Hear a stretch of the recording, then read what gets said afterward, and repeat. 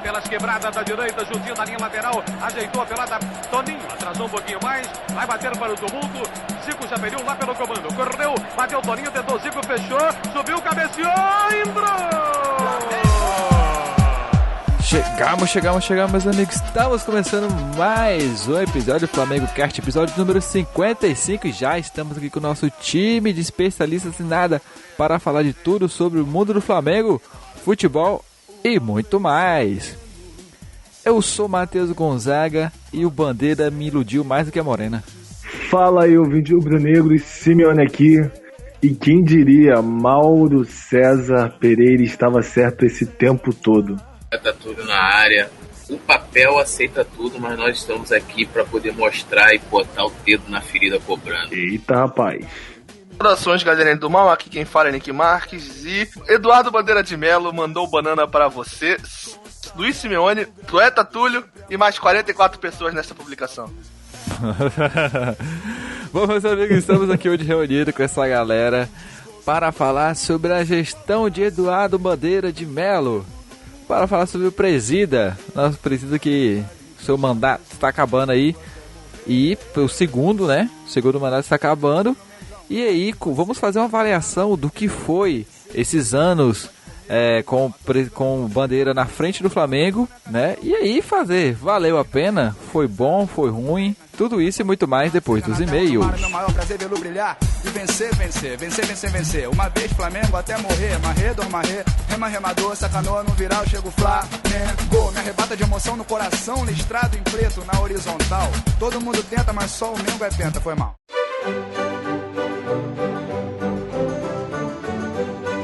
Chegamos, estamos começando o momento Fala que eu te escuto, rapaziada.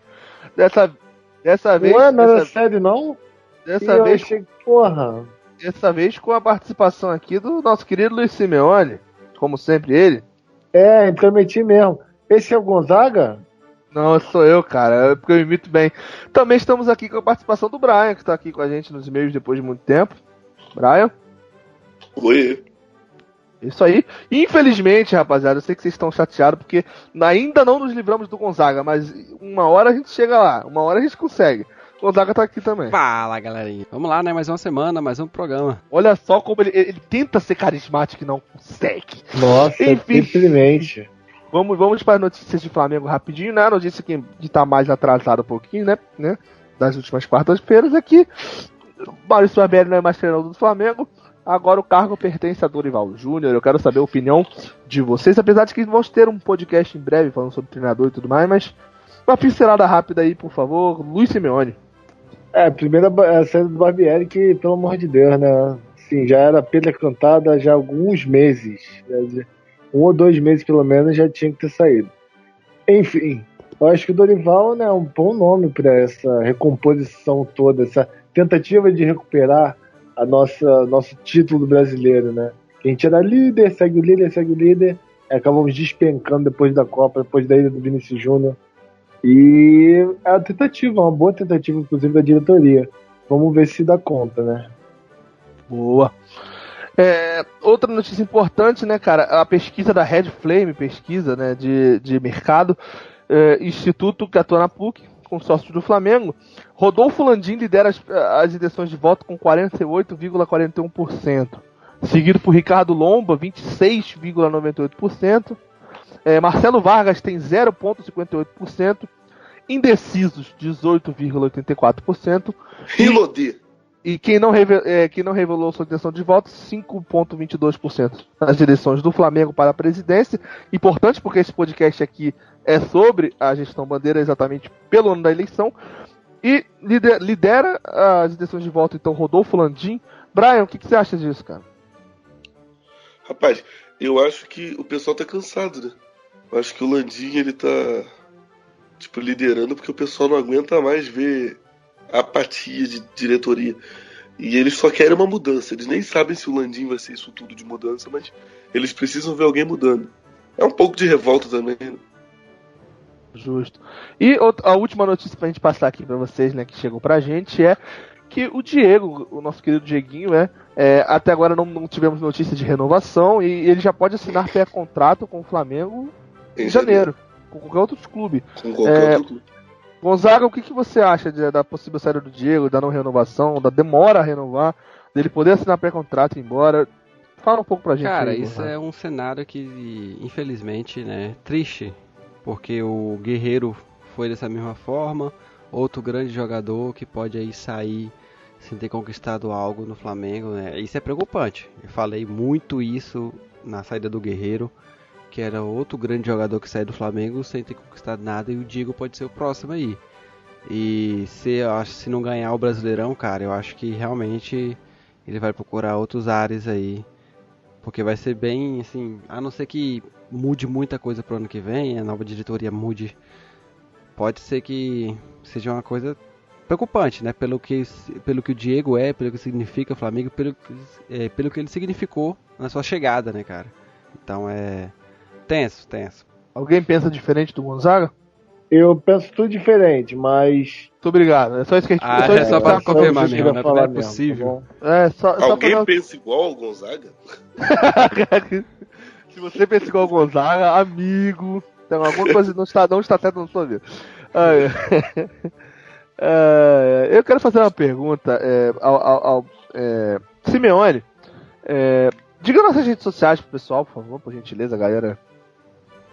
Acessar. Né? Nossas redes sociais famigeradas do Flamengo Cast no Instagram, que é só você botar um arroba, e o nome do nosso podcastzinho querido é Flamengo Cast, tudo junto. Tanto no Facebook, no Facebook já é facebook.com/FlamengoCast. É só você pesquisar Flamengo Cast, você vai achar de primeira, porque a gente é o maior podcast do Brasil. E também tem o nosso Twitter, só você pesquisar @FlamengoCast lá, que você vai achar os melhores twitters sobre o Flamengo do Brasil. Exatamente, os melhores twitters. Realmente. Brian, nosso e-mail pra rapaziada, Brian. De Flamengo, claro. Um dia seremos de maior do Brasil. E tem o nosso e-mail também, né, Exatamente. Gonzaga? É uma coisa que a gente tem. É verdade, nós temos e-mail. Brian, você pode dizer pra galera o nosso e-mail, Brian? Só você mandar mensagem lá no fala que eu te escuto, @flamengocast.com. .br. Desculpa, .br. Quase não sai, né? Quer que eu fale de novo? Não, tá ótimo. Gonzaga, e onde a galera pode escutar a gente? Onde a galera pode encontrar a gente pra ouvir? Meus amigos, além de você nos encontrar em qualquer agregador de podcast que existe por aí, estamos chegando grande novidade que muito aguardada por todos, que agora também estamos no Spotify, meus amigos. Craque Daniel, estamos no Spotify, Craque Daniel. Agora vamos superar o Dake em números de conteúdo ouvido. Eu já tava. Pra quem ouviu o podcast da semana passada. Fichinha, nosso podcast do Sábio. Se eu já tava. Quem ouviu o podcast da semana passada, se eu já tava nojento com os outros podcasts. Que a galera escuta mais que a gente. Imagina agora com o Spotify, né, galera? Então, com todo respeito ao Saudações Rubro-Negras, né? Todo respeito ao Sempre Flamengo, todo respeito ao meu querido Tosa. Cara, estamos no Spotify. Desculpa, em breve no Deezer também, do concorrente do Spotify. Olha só. Humilde nunca fomos. E pra encerrar, né, lembrar sempre a galera pra avaliar o nosso podcast, né, se inscrever no feed é muito importante pra receber o programa primeiro. No Spotify é um do feed que você pode se inscrever lá pra receber a notificaçãozinha primeiro, né? E avaliar Spotify também. É outro mundo. Avalie também no iTunes. Dá pra você avaliar, avalia no iTunes, avalia no Spotify, avalia no nosso feed lá, pra galera perceber que esse podcast tem relevância e chegar pra mais pessoas. Isso é muito importante, né? Então é isso, né? Lembrar também de duas coisas muito importantes. Primeiro, você pode integrar nosso grupo no Facebook, né? Torcida Flaminhoca. Você dá uma pesquisada lá, tem um evento muito bacana pra você participar lá. Importante, muito importante. Muito bacana. Um evento que é reunir geral pra estourar um cotoveladão na cara do Vector. Se você ainda não está como provável, né, nesse evento, certifique-se que você vai, porque é importante que a gente estoure um cotovelador na cara do Vector o mais rápido possível. Exatamente. E se vocês quiserem estourar o cotovelador na cara do Rodinei, também a gente pode se reunir. A gente queria ter um grupo. Olha. A gente quer ter um grupo no WhatsApp. Dick. E outra coisa importante é que você que está escutando esse podcast, você pode, no dia que você ouvir ele, você pode abrir o nosso site e comentar no post. Assim a pessoa daqui a anos, quando ele for escutar esse mesmo podcast, como é que foi a Era Bandeira? Vamos escutar um podcast sobre o resumo da gestão Bandeira e tal.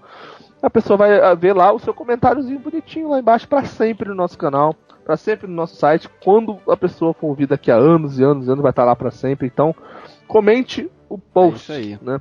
É isso aí. É isso, e será Gonzaga? que a gente chama ele? Será que pode? Ah. Como é que tá aí a situação dele aí no RH? Eu acho que ele ainda é jogador do Flamengo, né, cara? Como diria o Bandeira, patrimônio do clube, né? Acho que essa colher de chá aí... Rodinei. Vamos te dar essa chance. Olha lá, hein? Responsa, hein, Rodinei? Em próximo bloco. Tamo junto.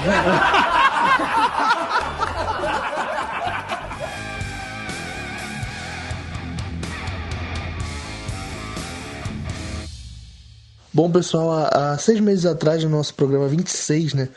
Fizemos um debate com os mesmos participantes do nosso programa de hoje, né? Um debate sobre o mandato do Patrícia Amorim, pra gente entender como o Flamengo chegou às mãos de Bandeira de Melo, falando do mandato anterior, né? Do mandato que antecedeu a gestão Bandeira. Então, você que está ouvindo esse podcast, dá pause agora, vai lá, escuta o nosso programa 26 sobre a Patrícia Amorim, ouve tudo, e aí você vem pra cá escutar a gente, você vem pra cá escutar o que a gente tem a dizer, que eu acho que vai ser bem legal você escutar esses dois podcasts para você ter uma noção geral. Valeu? Forte abraço. Bom, galera, eu acho que é unânime a todo mundo aqui que acompanha o Flamengo mais de perto de que a gestão Bandeira foi excelente em quase todos os parâmetros que a gente for avaliar. A grande discussão, a grande polêmica sobre o mandato Bandeira é o futebol. É a gestão do futebol do Flamengo nesses 6 anos de Bandeira.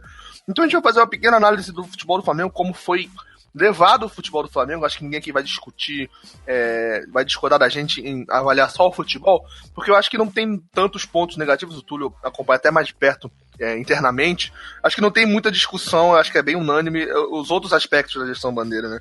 Então vamos fazer aqui um veredito, vamos fazer uma análise de ano por ano do futebol do Flamengo com Bandeira à frente. Eu acho melhor, né? A gente pode começar com 2013, né? E começar pelas promessas que foram feitas durante a gestão, como foi levado, principalmente a primeira parte, né? O primeiro mandato, né, cara? Olha, o primeiro mandato do Eduardo Bandeira de Melo, assim, eles deixavam bem claro que para não se esperar muito do futebol, porque o grande objetivo era colocar o Flamengo ali, resgatar a credibilidade do Flamengo no mercado. Colocar tudo em dia, né, cara? Colocar tudo em dia, questão financeira. E até no início teve assim, algumas decisões até polêmicas, que foram alguns atletas dos esportes olímpicos, por exemplo, lógico que o tema é futebol, mas vale falar, que foram demitidos, a Jade Barbosa, o Diego Hipólito, a Daniela Hipólito. E até todo mundo falava na época, estão acabando com os esportes olímpicos e tal, porque não havia grana, né? E nessa época, por exemplo, os esportes olímpicos consumiam muito dinheiro do futebol.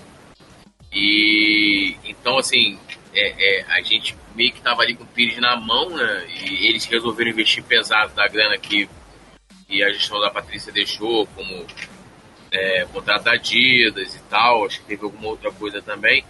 Eles resolveram investir para poder pegar, né, a CND, né, a famosa CND, certidão negativa de débito, que o Flamengo pôde fazer o contato com a Caixa Econômica e tal, investir também em leis de incentivos e essas coisas. Mas o futebol, ele meio que, nesse primeiro mandato, eles deixavam bem claro que, olha, vem aqui, a gente vai precisar da ajuda de todo mundo, porque o sócio torcedor foi meio que criado também em cima disso, né? Esse é o momento de você ajudar o Flamengo está precisando de você. E o futebol, né, tanto que os investimentos, assim, no início, nem nada se compara ao que é hoje, né? Assim, não dá para comparar. A gente trouxe o Elias, vocês lembram, na época, né, que foi a maior contratação naquele momento. Técnica, né? Uma contratação técnica do time foi o Elias. Mas eles vinham com essa proposta, assim, para poder falar um pouco do geral, de que, olha, por futebol a gente vai segurar aqui, a gente não vai cair e tal, a gente vai acertar as finanças, a parte administrativa, resgatar a credibilidade, o respeito dentro do mercado e tal. E o futebol foi meio que colocado ali em segundo plano em termos de investimentos e tal. Também teve, só para finalizar, não sei se vocês lembram que a gente terminou o ano de 2012, a final da gestão da Patrícia Amorim, com o Dorival Júnior. Né? Não sei se vocês lembram disso, sim, Dorival e tal, faziam parte da comissão técnica. E eles pegaram e não ficaram com o Dorival, ainda chegou a ficar um tempozinho, que ele não aceitou ficar abaixo do Pelaipe. E depois parece que tinha uma cláusula no contrato do Dorival de que, um tempo ele iria aumentar o salário. O Flamengo acabou não renovando com ele. E não sei se vocês lembram também que o Flamengo devolveu o Wagner Love ao CSKA. Né? O Wagner Love era jogador do Flamengo. O Wagner Love ganhava quase $1 milhão por mês e a diretoria chegou que era um custo-benefício absurdo você manter o Wagner Love naquelas circunstâncias. Inclusive, muita gente dizia que agora, ferrou, o Flamengo tá sem jogador, o Flamengo mandou o Wagner Love embora, como é que vai fazer? E o reserva dele era o Hernani, que até um tempo ninguém acreditava, falava que o Flamengo tá... Eu vi muita zoação no dia que o Wagner Love foi mandado embora e tal, e aí deu mais do que certo, né? Que o Brocador ganhando um quarto do que ganhava o Wagner Love, um quarto sendo generoso, fez bem mais gols do que o Wagner Love, acho que na carreira inteira, no ano só, né? Na verdade, quem eles investiram, o Hernani já veio em 2012, ele veio na época da Patrícia.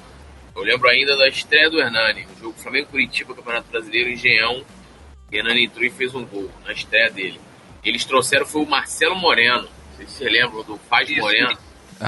Mas o Moreno, ele veio depois do estadual, ele não chegou no início do ano, né? Tanto que o estadual inteiro, o Hernani foi titular. A gente pode lembrar de vários jogos aqui do Campeonato Estadual que o Hernani foi jogador.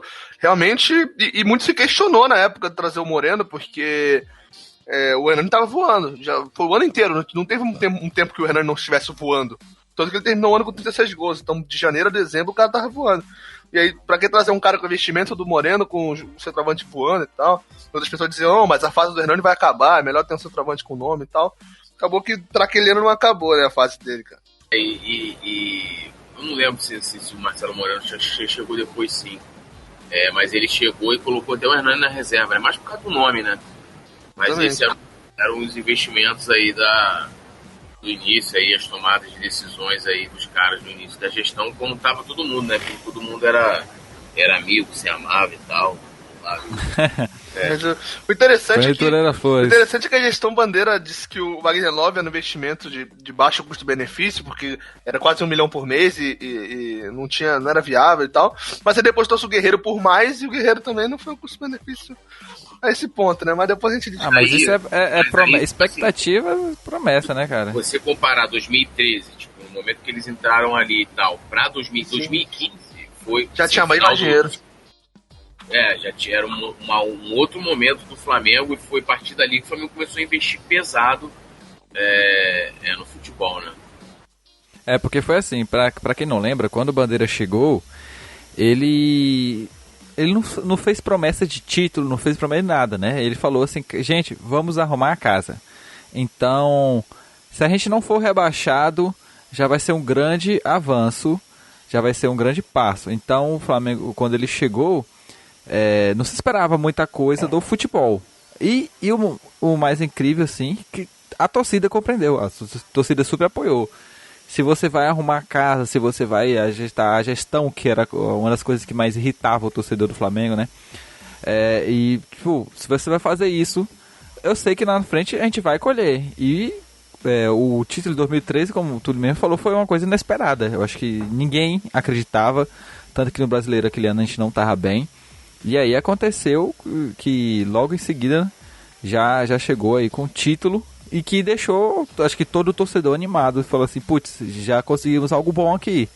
Então talvez daí possa vir mais.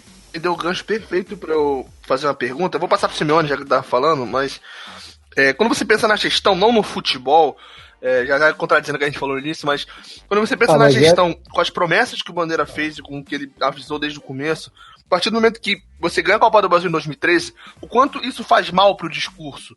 Eu digo isso porque você chega prometendo que não vai ser títulos a princípio e tal, e você já chega ganhando a Copa do Brasil, e aí cria uma expectativa de que o Flamengo, 2014 agora é Libertadores, 2014 a gente vai brigar nisso e aquilo, e desde o início não foi o que se prometia. Então, para essa expectativa, por tudo que se criou em torno desse título, o quanto isso pode ter sido prejudicial ao que a gente esperava do Bandeira e tudo mais? Eu acho que assim, é só colocar o seguinte, que Na questão do título também, eles trouxeram também o Carlos Eduardo, não sei se vocês lembram, todo mundo brigando lá pelo Carlos Eduardo e tal, Fluminense, Palmeiras e tal, trouxeram o Carlos Eduardo.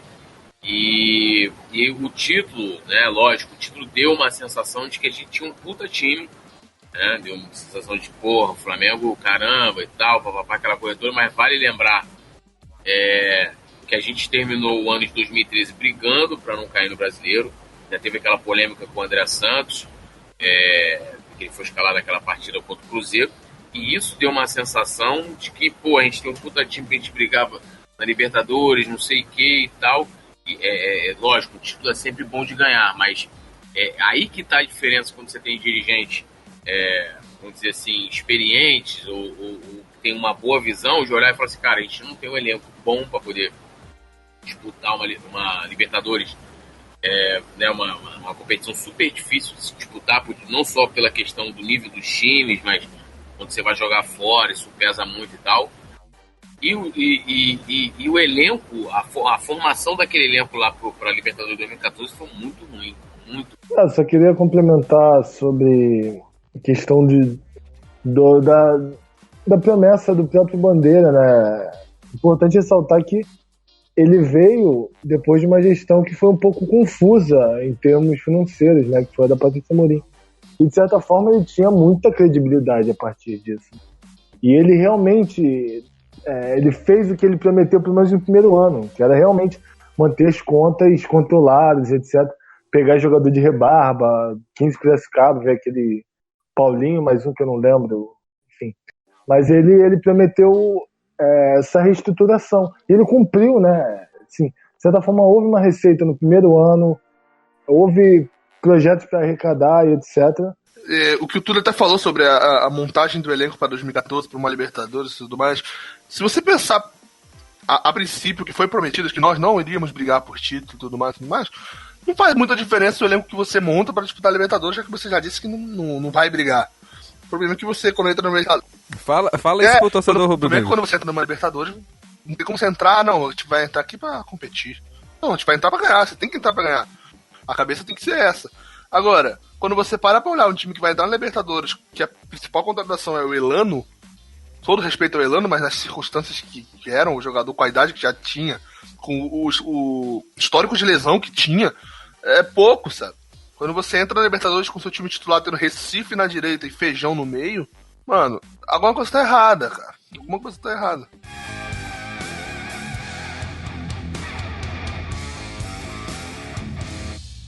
Mas assim, saindo já do campo do futebol, se entendia que o que estava sendo feito era uma reestruturação no time, então se compreendia. Acho que o torcedor, ele olhava para o potencial que o clube tinha, né? E via que estava havendo uma mudança, que o Flamengo estava quitando dívidas. A Adidas entrou na história também, né? Que o Flamengo fechou contrato com a Adidas aí, e aí já, querendo ou não, entrou um aporte financeiro bom. Já começou a questão da visibilidade, credibilidade também para o time melhorou, patrocínio começou a também mudar, e a questão da Copa do Brasil, ela entrou como, digamos assim, a falsa impressão, né? Todo mundo, tipo assim, ninguém contesta, ninguém vai falar assim, me arrependo de ter ganho a Copa do Brasil, não, tenho certeza que não, mas o ano seguinte ele ainda foi essa mesma reestruturação, porque apesar de estar na Libertadores e todo mundo saber que o Flamengo naquela Libertadores era assim, uma surpresa e um desafio também, porque com o time que tinha e conseguir algo além daquilo, e a gente pode parar para observar que os primeiros anos, a gente pode até falar na questão do futebol, né? Acabou ganhando a Copa do Brasil, quando disseram que não ia jogar nada, mas se cumpriu no primeiro mandato basicamente o que foi prometido, ou seja, vamos melhorar a estrutura financeira do clube, vamos estruturar melhor e tal, e foi o que foi feito. Até então, o que foi prometido no primeiro mandato foi cumprido, logicamente, com algumas ressalvas, provavelmente o Túlio vai saber mais, até explicar melhor sobre isso, que ele entende mais nessa área, do que aconteceu, do que deixou de ser feito, do que foi cumprido e do que não foi. Sim, o que assim, pode se destacar talvez lá no primeiro mandato Eu acho que foi a retomada, por exemplo, das obras do CT, né? Aquela durante a gestão da Patrícia Amorim ficou parada, né? Sim. Porque já no final ali do mandato dela já não tinha mais grana e tal, então ela foi retomada. Os esportes olímpicos também, eu não lembro se já foi no final de 2015 ou início de 2016, começou a se recontratar esses atletas que saíram, como a Jade, se eu não me engano, acho que o Diego Hipólito chegou a voltar, ou voltou, está aí no clube. Então, os esportes olímpicos também foi uma área que se destacou bastante. Futebol, assim, como é que eu vou explicar isso? Assim, com relação a esse título de 2013, aí depois a gente ganhou o Carioca no ano seguinte, né, com o grande Márcio Araújo e tal. Se criou uma ilusão de que a gente, como a gente está falando, essa questão da montagem do elenco e tal, se criou uma ilusão de que a gente poderia, cara, ir mais longe e tal, brigar talvez com um brasileiro, sendo que a gente não estava no nível. Aí, não sei se vocês lembram, a gente na Copa do Brasil de 2014, a gente perdeu aquele jogo lá pro Atlético, né, de forma lá 4-1 depois de ter ganho aqui, e a gente bateu ali, né, próximo de conquistar, né, a Copa do Brasil novamente e tal. Mas eu não sei se dentro do que eles prometeram, se o futebol ficou devendo nesse primeiro momento, né? Eu acho que assim, eles não esperavam ganhar esse título da Copa do Brasil, então assim, eu acho que o saldo, né, dentro do discurso, eu vou muito dentro do discurso que eles pregavam, ficou dentro, vou dizer assim, do esperado até o saldo desse título da Copa de 2013. Eu não lembro assim de algo específico em que eles... lógico, toda eleição todo mundo promete estádio, né? Todo mundo faz essa promessa. Eles fizeram um contrato super ruim, né, com o Maracanã, depois de bater o pé, essas coisas que a gestão Bandeira faz sempre. Bate o pé, não vou fazer, e não sei o que, no final acaba cedendo. E depois viu-se que aquele contrato com o Maracanã, que eles colocavam como o melhor contrato, né, das equipes que fizeram o contrato com o Maracanã, era ruim demais o contrato, porque o Flamengo só ganhava com jogos em que houvesse praticamente lotação máxima. Então, a gente teve aberrações. Eu acho que é isso, né? Acho que a pior coisa, talvez, da primeira gestão foi o início da elitização das arquibancadas do Flamengo. Eu lembro muito bem o dia, final da Taça Guanabara de 2013. O aniversário do Zico seria no dia seguinte, 2 de março. O Flamengo ainda jogou com a camisa com uma aplicação pro Zico 60 anos. Eu lembro muito bem que eu participei do movimento Zico 60 anos com o Marcelo Tijolo. Tem aquela estátua hoje lá na Gávea, graças a ele, né, e ao movimento. E aí, tipo assim, a torcida queria fazer um mosaico pro Zico, fazer uma parada. E os ingressos que eram em torno de, sei lá, 30, 40 reais, os caras foram cobrar 80 reais na semifinal. E a torcida ficou puta da vida. O BAP, na época, deu uma entrevista falando que, mais ou menos assim, né, a grosso modo, não tem dinheiro, fica em casa, né? Eu prefiro, como é que ele falava? Eu prefiro 5 mil pagando 100 do que 100 pagando 20, né? Mais ou menos assim. E ainda houve aquela polêmica na final da Copa do Brasil também, não sei se vocês lembram, né? Ingresso de 250 reais, o Ministério Público se meteu e tal. Houve uma série de situações, então eles começaram com isso nessa época, e coisas que a gente... hoje os ingressos estão baratos, não são baratos alguns jogos, outros a gente viu na Libertadores contra o Cruzeiro, o valor que foi o preço do tempo. Eu não consigo recordar agora de cabeça, mas eu acho que a renda do jogo da final da Copa do Brasil foi 13 milhões de reais. Se eu não me engano, foi uma parada, foi muito absurdo. Eu acho que deu naquele momento ali só pra final da Libertadores que o Atlético fez lá no Mineirão, né? Porque eu acho que era também uma renda absurda, assim, papo. E o Flamengo nunca levava, assim, a maioria da grana, né? Assim, a maioria ficava lá com o consórcio, né? E eu acho assim, acho que a pior coisa, por exemplo, da primeira gestão do Bandeira foi a questão da elitização da torcida, ingressos absurdos e diversos. Cara, eu lembro um jogo em 2014, estreia do Campeonato Carioca, um sábado à tarde, um sol de rachar, né? E o Flamengo cobrou, sei lá, 60, 70 reais no jogo, o Flamengo e Bangu. Entendeu? Será 4 da tarde, um pleno horário de verão, deu 5. 3-1 esse jogo, eu acho, se eu não tô muito enganado. Foi 3-1, eu acho. E assim, muita gente hoje que aparece aí como o pai do ingresso barato, defendia essa precificação que assim, extremamente absurda, né? E assim, a minha crítica principalmente a isso é que assim, tudo bem que o futebol passe por um momento de elitização, esse processo de arena, não sei o que eu não concordo muito. Eu também não acho que a gente tem que se sujeitar a isso, né? O Flamengo tenha sido o pioneiro, né? O time que puxou a fila, um clube que sempre foi conhecido pela origem popular, né? Por ser o time do pobre, do favelado, né? Então, da classe, né, cara, D, E, e a gente afastar esse torcedor. Eu acho que para mim é a parte mais crítica da primeira gestão, né, de 2013 a 2015 do Bandeira. O Flamengo ele cria muitas tendências, né, cara, no futebol. E uma das tendências, além dessa que você citou, Túlio, se a gente parar para pensar, foi o Flamengo que pelo menos assim, principiou essa história de arrumar o time. É uma palavra que meu tio usa e eu tomei pra minha vida. Entendi. Ele, digamos assim, como é que é a palavra? Principiou é a palavra. Não é principiou. Austeridade financeira, né? Isso. Ninguém falava disso, cara. Ninguém falava em controle financeiro, em cuidar bem das contas. Todo ano era a mesma coisa. Os times gastavam pra caramba. Quando você tava jogando não tinha condição de pagar, quebrava no final do ano e tava beleza. A partir do momento que o Flamengo começou a arrumar a casa, botar as contas em dias, todo mundo começou a falar em controle financeiro, todo mundo falar não podemos gastar mais do que ganhamos, não podemos contratar esse jogador. Então o Flamengo começou a criar tendências além dessa, e quando começou a ver que o Flamengo saiu de um time devedor e começou a ter um aporte financeiro grande, assim, lógico, começou um pouco depois, mais ou menos ali quando o Bandeira prometeu, que falou lá por 2015, 2016 a gente conversa.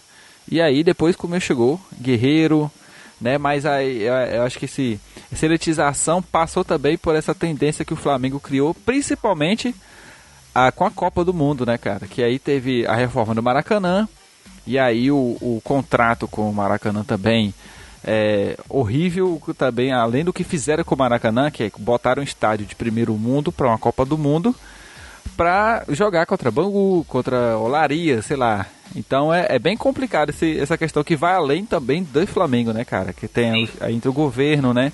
O que o governo fez com o Maracanã. E aí os outros clubes também que foram prejudicados, o Fluminense também. Teve aquela época que a gente ficou sem estádio nenhum para jogar, né, com as reformas e tudo mais.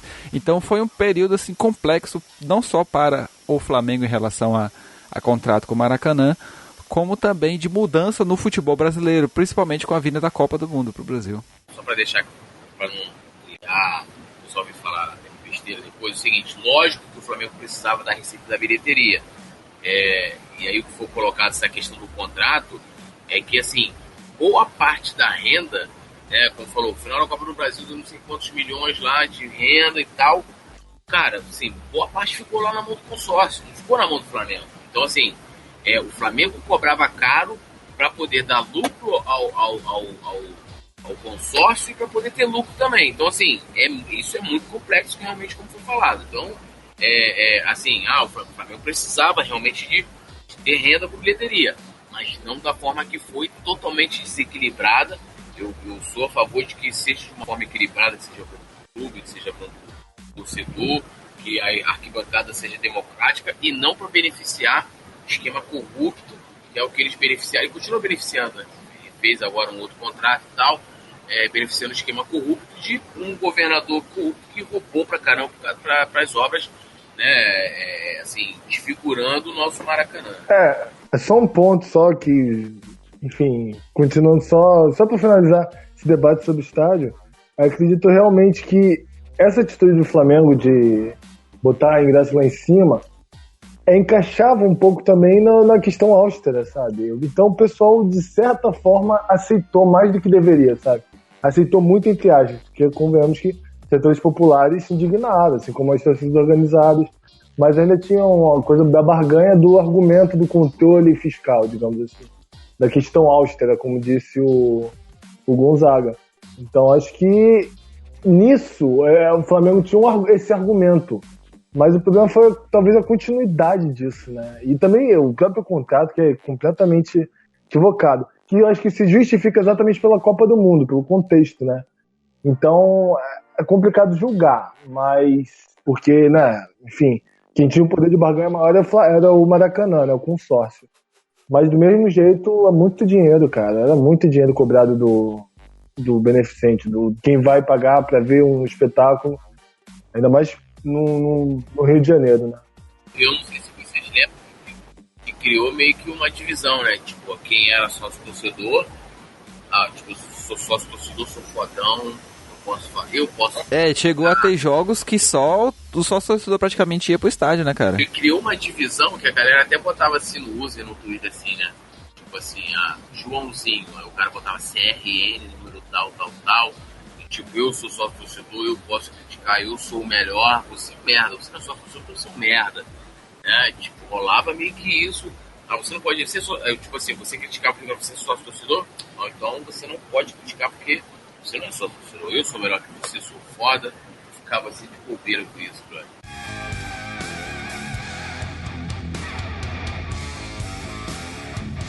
Para dar uma informação aqui, já que a gente está falando aqui do primeiro mandato, principalmente, e tudo mais, os 3 campeonatos brasileiros que o Flamengo fez no mandato Bandeira de Melo, no primeiro mandato, em 2013 o Flamengo terminou com 45 pontos em 16º, com aquele asterisco de que o Flamengo perdeu 4 pontos, né, na justiça, então ele teria ido a 49 e teria ficado em 11º. No de 2014, o Flamengo terminou em 10º com 52. E no de 2015, ele terminou em 12º com 49 pontos. Então, bem abaixo, né, cara, do que hoje é a realidade do clube. Querendo ou não, o Flamengo hoje tá num patamar acima disso, né, cara? Basicamente, com jogadores trazidos no mandato Bandeira que talvez, da forma que trouxe, não teriam vindo, né, sem ele. E não é muito diferente se você analisar o Flamengo nos anos da Patrícia Amorim, né? Não são números muito diferentes. Assim, basicamente o Flamengo lutava para não cair, né? Você vê a quantidade de pontos aí, era sempre um pouco do necessário para você se manter na Série A. O que o Bandeira fez, querendo ou não, né, a parte administrativa do mandato Bandeira colocou o Flamengo num patamar que hoje o Flamengo está num patamar que a gente não imagina o Flamengo fazendo 40 e tantos pontos, 50 e tantos pontos no campeonato, cara. Só isso que eu tô dizendo, né, cara? O Flamengo... hoje não se aceita mais qualquer coisa. O Flamengo hoje tem 45 hoje não aceita pontos. Mais... Se o Flamengo vencer o próximo jogo, ele chega a uma pontuação equivalente à do Brasileirão de 2012. 2015. Passaria já o que fez hoje no Brasileirão de 2000. Passaria o que fez no Brasileirão de 2013. Na 26ª rodada, sabe? É outro nível que o Flamengo tá hoje. Não, e eu acho que eu sempre falo isso, já falei em outras vezes, que acho que assim, pra mim, pelo menos assim, no aspecto futebolístico, né, o grande marco dessa mudança de toda essa filosofia de novo trabalho, nova gestão que o Bandeira começou, ela começou a surgir efeito no quesito de contratações de jogadores com a chegada de Guerreiro. Porque eu acho que foi o maior nome que o Guerreiro, que o Flamengo trouxe na época em questão de contratação. Trouxe o Ederson junto. Né? Aqueles que vão lembrar do Cirino com 100 mil sócios torcedores, né? Não, eles trariam outro Cirino com 100 mil. O Flamengo no Brasileirão de 2010 fez 44 pontos. Isso, em alguns outros campeonatos seria rebaixamento, né, cara, em 2010. Em 2011 deu uma melhorada bastante, porque era aquele time do bonde do Mengão sem freio, né? Aí o Flamengo fez 61. E aí, no campeonato seguinte, 2012, né? Que isso aí, lembrando o pessoal, que isso é só a gestão Patrícia Amorim, né? A gestão anterior. E 50 no Brasileirão de 2012. Então, o Flamengo fez, querendo ou não, com o Bandeira de Melo no primeiro mandato, o que o Flamengo já estava acostumado a fazer. O Flamengo fazia nos últimos anos. E agora o Flamengo tem um time que essa gestão conseguiu montar com com toda a sua ideologia de pagar dívidas e tudo mais, hoje a gente tem um time que a gente não imagina mais a gente fazendo 49, 50 pontos, 48. E nem se aceita mais, né, a gente faz pontos maiores. Isso é uma coisa que a gente olha pra gestão Bandeira e tem que, entre aspas, agradecer. Por mais que a gente tenha críticas, muitas críticas e duras críticas, é um ponto positivo da gestão, isso não tem dúvida. A gente pode estar reclamando do futebol do Flamengo, o futebol do Flamengo é isso e aquilo, mas ele hoje é muito melhor do que o que era o patamar do Flamengo. Até o campeonato que o Flamengo conquistou nos pontos corridos é um campeonato abaixo de todos os outros campeões. Então hoje a gente está num patamar muito acima. Fizemos, inclusive, na Era Bandeira de Melo 2016, só para completar, uma pontuação maior do que do ano que nós fomos campeões. Então a gente está, inegavelmente, num patamar acima. E talvez aí que venham as críticas, porque a gente espera, com um patamar acima, conquistar coisas acima do que estamos acostumados também a ganhar. Porque mesmo com o patamar abaixo, mesmo com o patamar abaixo a gente ganhou o Brasileiro, mesmo com o patamar abaixo a gente já tinha ganhado a Copa do Brasil em 2006. Então quando a gente pensa que subimos de patamar, queremos algo maior. E acaba virando uma obsessão. A grande questão é a expectativa, né? Queria ser uma expectativa de... É a expectativa criada pela capacidade, assim... Sim, quando você pensa, um time ruim, com a gestão ruim, a gente ganha Brasileiro, a gente ganha Copa do Brasil, eu quero a Libertadores. Exatamente. Esse é o ponto. E aí começou a até criar algo que hoje eu acho horrível, da gente levantar essa bandeira e colocar ela como se fosse alguma coisa, tipo, time grande não cai.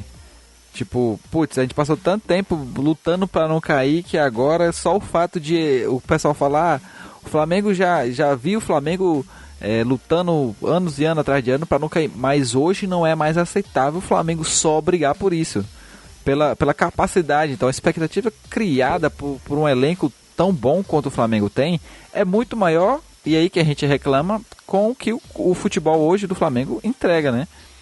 É bem abaixo da expectativa criada. E assim, aquela criada. época era justificável, de certa forma. Porque um dos principais receitas da época era bilheteria, basicamente, né? Na época da Sudeste, enfim, era, pra mim, era de ouro do Maracanã, assim. Era moderno, mas não era aquela coisa elitizada. Eu só ia complementar que eu acho assim, dentro do que eles falavam, né, discurso, acho que eles conseguiram cumprir, tipo, esse lance que tem até a ver com a chegada do Guerreiro, de você resgatar, né? O Flamengo foi muito elogiado, principalmente nessa primeira gestão. O Flamengo ganhou prêmios, foi o time que mais conseguiu diminuir a dívida, que mais arrecadou, foi campeão, assim, disparado na frente dos outros clubes, em todos os quesitos, assim, nos balanços lá, na parte administrativa. E começa essa questão de, agora a gente vai começar a investir justamente em 2015, né? Vamos dizer assim, começa a poder comer o filé, né? Que é quando tem, e acho que é importante lembrar disso, que em fevereiro de 2015 saiu da diretoria um dos caras que foi o idealizador do grupo original, que foi o BAP, que brigou com o Bandeira, e que começou aí com a divisão, que aí veio formar a famosa chapa verde, né, que foi a oposição à chapa azul em 2015, né? Dando uma subidinha aqui na linha temporal, né? Então, cara, 2015 foi como o Gonzaga já ressaltou, não só nesse podcast, mas ele sempre que a gente faz essa nostalgia, faz lembrança, ele sempre ressalta que foi a chegada do Guerreiro, foi a mudança de chave quando se trata de contratação, de tudo mais. Então começou a ser ali. Muito em função de ser um ano de eleição como nós estamos vivendo hoje, né? Era um ano de eleição também em 2015. Então, trazer o Guerreiro não foi só uma tentativa de melhoria técnica. Foi uma jogada, não só do marketing, mas uma jogada também de visando eleição, né? Visando reeleição do Bandeira de Melo e tudo mais. E muita coisa foi feita naquele ano também, não só o Guerreiro. O que acontecia muito em 2015, por exemplo, era que assim, já na época da chegada do Guerreiro, já tinha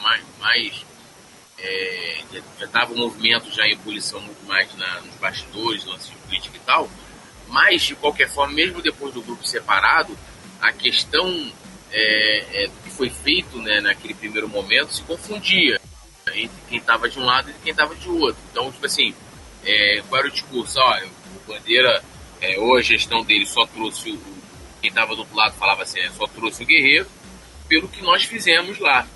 Então o discurso meio que se confundia, né? Tipo, Era. o que é diferente de agora, que os caras não participaram dos últimos 3 anos. Então, toda a responsabilidade do que aconteceu, sendo bom ou ruim, né? Méritos e deméritos, é do Bandeira e do seu grupo atual lá. Eu sinto sempre essa questão do Guerreiro, porque eu acho que quem viu o Flamengo contratando péssimos jogadores, você ter do nada, assim, cara, porque foi de repente, o Guerreiro naquela época ele tava negociando com Corinthians, e o Flamengo, que era o time quebrado, tudo mais, do nada contra o Guerreiro, cara, que tipo, saiu com simplesmente um Mundial, entregando um Mundial pro Corinthians, e aí, putz, você tem uma mudança, uma marca aí, e não foi só o Guerreiro, veio o Sheik também, né? No pacote naquele mesmo ano. E o Ederson também. Então aí já começou um patamar de falar, pô, opa, tá vindo coisa boa aí nesse gol, tem coisa boa. Mas eu acho que também acho que um marco negativo dessa gestão também, que você começa a perceber que essa gestão ela não entendia muito de futebol, quando ela empresta o Jonatas e deixa o Márcio Araújo no lugar. Isso pra mim foi inaceitável. Cada gafe do Gonzaga que acreditava, ele falou Jonas. O Jonas, como é? Ele falou Como é o nome do cara? Jonas, cara. Não, mas Gonzaga vai ser um pouco defensor do Jonas, demônio, né, cara? Né? Foi inaceitável, cara. O Jonas é completamente diferente, cara, né? Que ele vinha de uma pressão, né, cara? O Jonas, fala aí. não só isso, o Jonas... Não, foi inaceitável pra mim o Flamengo emprestar o Jonas e deixar passar no lugar. O Jonas precisava ser emprestado, cara. Tanto que quando voltou sendo outro jogador. Se ele ficasse ali, ele ia ser pra sempre aquele cara que só batia, velho. E ele só batia, todo mundo sabia. E o Márcio Araújo, querendo ou não, cara, tinha acabado de chegar. E tudo bem, a gente pode ter as críticas hoje ao Márcio Araújo, mas era um jogador complicado. Não, eu já tinha desde aquela época. Não, eu odiava o Márcio Araújo desde... Eu odeio muito antes. Cara, e o momento em que o Márcio Araújo foi contratado, era o momento onde a gente precisava de contratações naquele nível. Não tinha como você querer que o Flamengo contratasse... sei lá, o Gattuso, né? Não tinha como, era isso mesmo, cara. Era e assim, o Márcio Araújo... O Flamengo tentou renovar com o Elias. O Flamengo tentou renovar com o Elias. O Elias era e sendo que a gente tinha Elias, cara. Eu acho que a dor foi maior por conta disso também, né, cara? A gente perdeu o Elias e vem Márcio Araújo. O povo fala assim, sempre fui fã. Eu falo, sempre fui hater do Márcio Araújo. A questão do Márcio Araújo é diferente, gente. Assim, a gente vinha de um Elias e tal, mas... A gente não, tinha uma defesa um pouco confusa, a gente não tinha grande defesa ali, mas ele corria atrás, ele era um homem, tipo, primeiro volante ideal para aquele Flamengo, sabe? Que corria em todas as bolas. Não é só isso. Era correria. Não sabia jogar, mas de certa forma ele é um grande defensor, querendo ou não, sabe? Ele marca muito bem. Mas ele é um péssimo jogador de futebol como um todo. Não. Um jogador da qualidade do Elias, que era o que a gente tinha, só poderia vir pro Flamengo naquela ocasião, se fosse realmente naqueles moldes em que ele veio. E o Flamengo tentou renovar nos mesmos moldes e não conseguiu, não teve como. E aí teve que trazer um jogador de nível baixo. Eu acho que muito do que da expectativa que a gente criou pelo Márcio Araújo foi exatamente porque ele veio para substituir o Elias. Então a gente pensava, o cara veio para substituir o Elias, tinha alguma qualidade. Mas a verdade é que na mesma qualidade do Elias não tinha como trazer. Tinha que ser aqueles mods, não teve como a gente trouxe o jogador abaixo. Então a gente muito tem birra hoje com o Márcio Araújo, porque criou-se uma expectativa em torno dele que não era para ter se criado, que não tinha razão para se criar. Porque quem pensasse um pouco racionalmente ia perceber que não era da qualidade do Elias. Não tinha como trazer um jogador da qualidade do Elias. Eu penso o seguinte, questão do Márcio Araújo, eu não criei expectativa nenhuma com o Márcio Araújo, né, porque o Márcio Araújo saiu do Palmeiras da mesma forma que saiu daqui. O pessoal fazendo site de contagem regressiva, doido pra ele sair. E teve, até quando ele saiu um pouco antes, ressuscitaram o tweet do palmeirense, ele falando assim, quando o Flamengo anunciou, aí o cara colocou embaixo assim, né, o Flamengo anunciou, Márcio Araújo, sei que, olha, Márcio Araújo é isso, tudo que aconteceu, o cara descreve ali, que foi o que ele fez no Palmeiras ali, olha, ele vai começar a jogar no time de vocês, chega como quem não quer nada, vai se transformar titular, vai fazer um montão de merda, vai parecer que é o que foi que aconteceu. Entendeu? O único cara que bancou ele disse que era bom pra caralho foi o Jaime de Almeida. E veio pra substituir ele. Nem os caras tinham nem a mesma característica, sabe? O Elias é um volante que, porra, sabe jogar, que sabe fazer a transição ali pro ataque muito bem, chegava muito bem ao ataque, finalizava muito. Pô, o Márcio não tinha nada disso.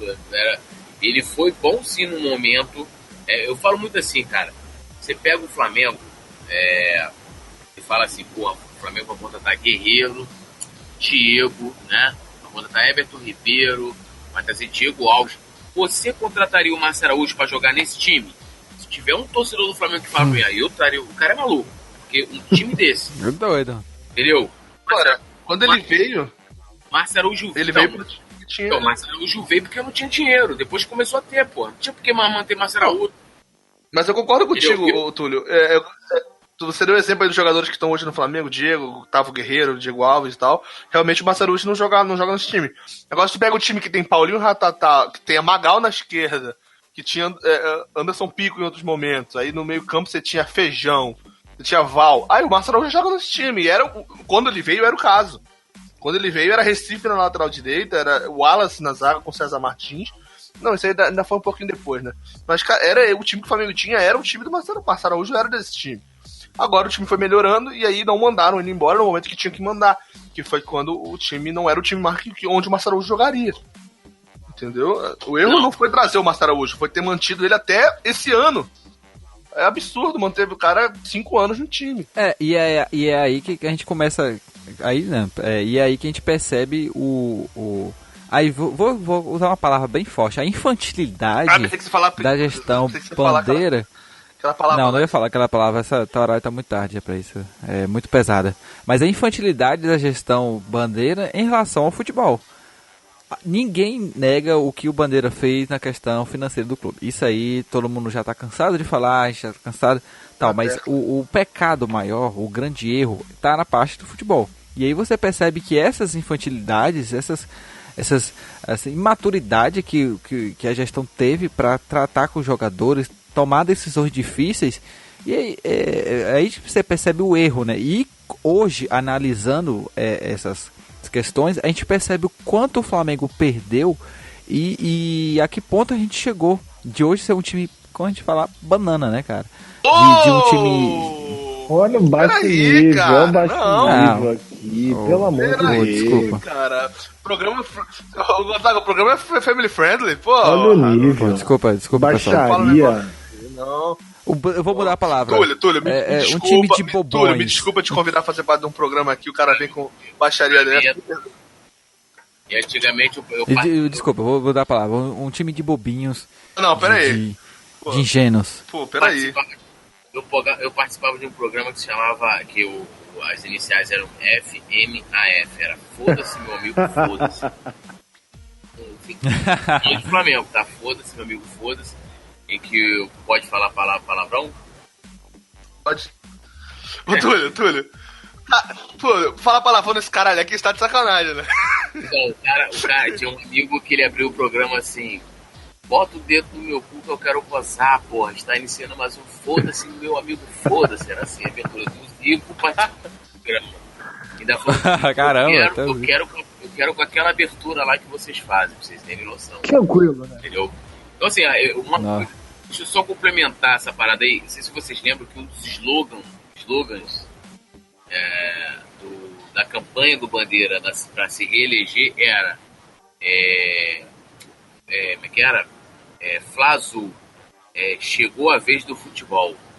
Chegou a ser feita uma revista que eles fizeram, prometendo mundos e fundos. Eu fiz um vídeo falando sobre isso, né, das promessas que foram 28 promessas no departamento de futebol, ser campeão da Libertadores, ser não sei o que eles cumpriram 10, né? Vocês verem, por isso que eu abri a minha frase, foi falando isso, que papel aceita tudo, mas a gente está aqui para cobrar. E eu cobro mesmo, não tenho rabo preso com ninguém, pode ser quem for lá.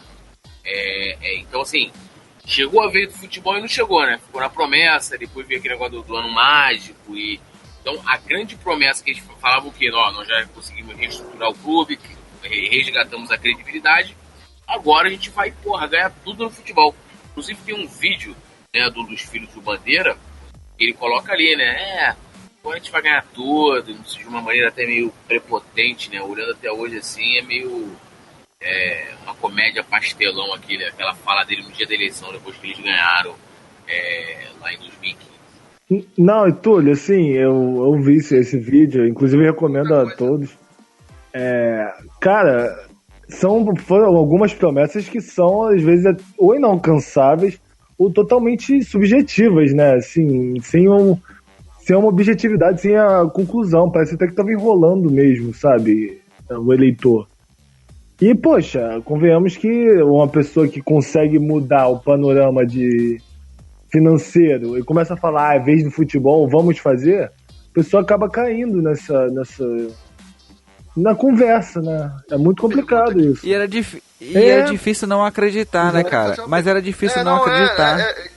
Iludir, é mesmo que você chegar com uma foto de uma mulher gostosa pra iludir um nerd. Porra, vai. Mas eu tenho uma pergunta pra fazer, principalmente ao Túlio, né? Que tá menos presente nas nossas rodas de conversa.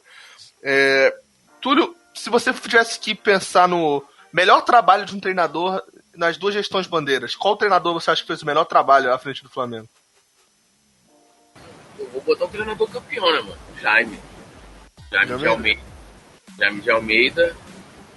E são dois, né, que você falou? Não, eu perguntei um. Porque, tipo assim, na minha opinião, eu vou até passar depois pros outros dois falarem, mas na minha opinião, quem fez o melhor trabalho, até pelo tempo que ficou no clube, pra mim, quando a gente olha números e tudo mais, pra mim foi o Oswaldo de Oliveira.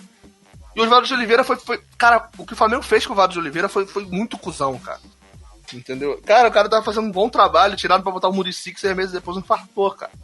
E o trabalho do Oswaldo de Oliveira era muito bom, foi muito bom. Ele ficou 4 meses, parece. E na hora dele pegar o time, ele tava ali pra substituir o incrível Cristóvão Borges. O maravilhoso Cristóvão Borges. E aí quando vira o ano... Aí também, né, cara? Quando vira o ano, que é a hora de você dar respaldo pro cara, agora sim, é o teu time, você vai começar o teu projeto, teu ano, montar o teu time. Mandou ele embora, porque foi reeleito e a promessa de reeleição era trazer o Muricy, que não conseguiu nem encaixar um bom trabalho. Então, cara, foi ridículo. Não, só corrigindo, não foi mais questão uma de mancha, na minha opinião. encaixar um bom trabalho, foi problema de saúde também, né? Saiu por problema de saúde, o Muricy. Não teve tempo, pra mim, na minha opinião, não teve tempo pra montar um time desejável. Cara, o Muricy tava há quanto tempo sem trabalhar, cara, até assumir o Flamengo? Ele nem queria assumir o Flamengo, cara. Aí você tira um treinador que fazia um bom trabalho pra botar um cara que nem tava com tanta vontade de assumir. Você não pode falar isso do Renato Gaúcho. Eu não sei. Eu acho que o Muricy é um cara profissional, no mínimo profissional. Se ele aceitou, e ele tinha condições pra ter essa... pra tá lá, né? Ele tem um cara exigente com questão de CT, a prova de que entendeu? ele tinha... Não, sim. Tanto que ele pediu CT e tudo mais, exatamente. Então ele tinha, sim, motivo pra... Sim, eu não tô negando isso, o problema é que... Cara, o que fizeram com... Não, concordo. Sim. O problema é que, né, às vezes não ia engrenar, às vezes o clima dos jogadores, a gente não sabe como é que foi, enfim. Porque tem muito... Eu acho que a questão do Bandeira também é que ele ouve muito jogadores. Muito mais jogadores do que uma comissão técnica mais crítica, alguma crítica interna. Complicado. Ele escuta mais do que ele deveria, inclusive. Só que, cara, quando você pensa que, se o cara fez um trabalho bacana com um time que não foi montado por ele, um trabalho bacana com um time montado por outra pessoa, e aí, o time nas circunstâncias que tava... o Oswaldo no Campeonato Brasileiro de 2015... Ele engrenou 6 vitórias seguidas que o time bateu G4, com um time muito fraco. E você pensa, mas depois não manteve, mas cara, não tinha como manter. Sabe, era um time extremamente fraco, mesmo assim ele engrenou, chegou lá. Depois que bateu lá, ele falou, tô ajeitando aqui, não vou garantir que a gente vai ficar, mas o trabalho tá sendo feito e tal. E ele manteve a onda ali ainda, fez um campeonato regular bacana. Da hora que era a hora do cara, tirar frutos do bom trabalho que teve, na hora que era pro cara, vai ter orçamento no início do ano, vamos começar a montar aqui. O Diego veio alguns meses depois. Na hora do cara... é a mesma coisa que na Copa do Mundo, sabe? O que aconteceu em 2014. É a mesma coisa que aconteceu em 2014 na Copa. O Silas se agarrando pra caralho lá, pra fazer um bom jogo. Na hora de pegar o pênalti, cara, o goleiro se consagra, sai entre o cru pra pegar o pênalti. É cuzão, tá ligado? É muito... Mas aí, se a gente for falar de técnicos na era Bandeira, cara, é difícil porque... Poucos fizeram um trabalho. Eu não tenho os números, mas... Foram muitos técnicos, cara, por ano. Foram muitos. E poucos tiveram muito tempo de trabalho. Eu acho que, se eu não me engano... Quando a gente pensa em números... acho que o Zé Ricardo deve ter sido com mais tempo de trabalho. Quando você... foi o Zé Ricardo com mais tempo de trabalho. Mas quando você pensa em números, por exemplo, os 2 melhores treinadores da era Bandeira de Melo em números são os treinadores que terminaram o ano e não continuaram o ano seguinte. que foi o Oswaldo de Oliveira e o Rueda. Terminaram o ano e não continuaram no ano seguinte. Você vê que absurdo, cara. O Rueda foi tão cuzão com o Flamengo quanto o Flamengo foi com o Oswaldo de Oliveira. Mano. Por isso que eu não reclamei tanto. Se você procurar, você não tem nada meu ali criticando o Rueda, falando que o Rueda é isso e aquilo, como muita gente fez. Nem no podcast aqui eu não desci a porrada no Rueda. Que o Rueda fez com o Flamengo, que o Flamengo fez com o Oswaldo, cara. Tem algumas especulações E outra também. Que o Rueda não concordava com algumas coisas lá dentro, né? Até pela própria postura dele, né? Quem é que concorda? O que eu acredito, né, cara? E até o que eu acredito também, porque hoje a gente vê o quanto... Hoje eu acho que tá colhendo alguns maus que aconteceu, que essa gestão teve, né, cara? Principalmente nesse segundo período, nesse segundo mandato. Eu acredito muito que realmente o Rueda, ele tenha realmente se espantado com... O bonde da Estela? Lembro. O Oswaldo de Oliveira que afastou todo mundo daquele bonde. E ali tinha muitos jogadores que eram titulares na ocasião. O Alan Patrick era titular, o Pará era titular. Ele afastou todo mundo. Todo mundo. O Everton era titular. Sim. Foi titular em toda a era Bandeira de Melo, o Everton. Impressionante. Menos com o Oswaldo. O Oswaldo afastou todo mundo ali do bonde da Estela. Não jogava mais. Até os caras melhorarem, não só dentro de campo, mas melhorarem em questão de atitude. Mano, é o que qualquer outro treinador não fez em todo o período, cara. É absurdo. Essa diretoria só passou a mão na cabeça de jogador, cara. Entendeu? É muito absurdo. Pois é. É muito absurdo. Mas aí que o que eu falo que o Rueda se espantou, deve ter sido... porque ele, tenho certeza que ele não veio com o pensamento de... Ele sabia que ele ia ter propostas de seleções, né? Ele sabia que provavelmente ia aparecer. E eu acho que ele não teria vindo com a expectativa só de passar pouco tempo. Eu acho que realmente ele viu que o que estava acontecendo ali dentro, ele falou assim, cara, desculpa, disso não dá pra mim aqui, velho, não é... E porque, apesar de que os títulos não vieram, mas o que ele fez em pouco tempo no Flamengo, cara, a gente tem esses frutos até hoje, entendeu? Eu acho que o Paquetá ali foi ou talvez o que a gente mais... O bom fruto que rendeu da era do Rueda, né? Mas tem outras coisas também ele que... subiu o Vinícius Júnior também, deu oportunidade pro moleque. Se você pensar, muitos treinadores aí que passaram, eles deram... como posso dizer? Eles tiveram alguma coisa a se aproveitar, né? Do time, cara.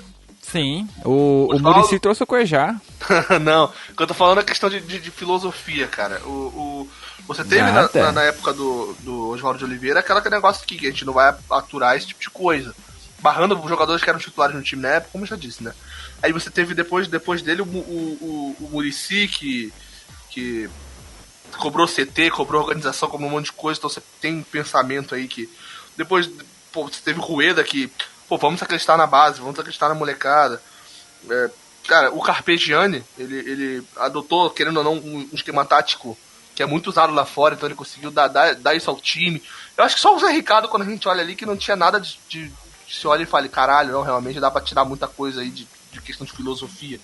Mas todos os treinadores tiveram alguma coisa ali que você pensa, que é o que a gente quer pra um Flamengo ideal. A gente quer um Flamengo que tenha um esquema tático que agrade, a gente quer um Flamengo que tenha um CT, que tenha organização fora de campo, a gente quer um Flamengo que tenha hierarquia, onde o treinador seja respeitado, onde o jogador não faça corpo mole e tudo mais. E tudo isso a gente quer no nosso time. Falta ter tudo isso de uma vez só, né? Falta ter tudo isso. Mas não sei, assim, ô Nick, porque a gente precisa também ver o lado negativo da diretoria influenciando no futebol, né? Que convenhamos que interviu em momentos péssimos, horríveis. Com o Rueda, houve uma proteção de certos jogadores, querendo ou não. Até com o Zé Ricardo, que acatou muito as coisas do Bandeira, aquilo foi absurdo, cara. O Zé Ricardo teve jogador protegido. Não tô equivocado, não, é verdade. Eu nunca vi o Márcio Araújo. O Márcio Araújo era merecer ser titular, né? Convenhamos. No lugar do Cuejá, pelo amor de Deus. Vai, muito melhor que o Juan.